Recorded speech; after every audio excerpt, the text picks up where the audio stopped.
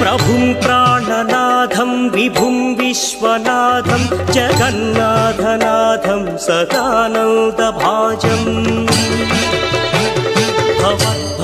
भवद्भव्यभूतेश्वरं भूतनाथं शिवं शङ्करं शम्भुमीशानमीडे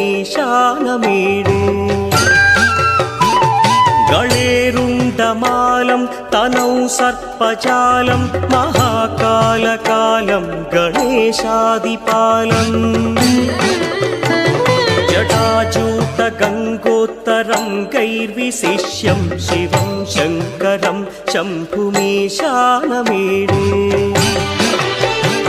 मुदामाकरं मण्डनं मण्डयन्तं महामण्डलं भस्मभूषाधरं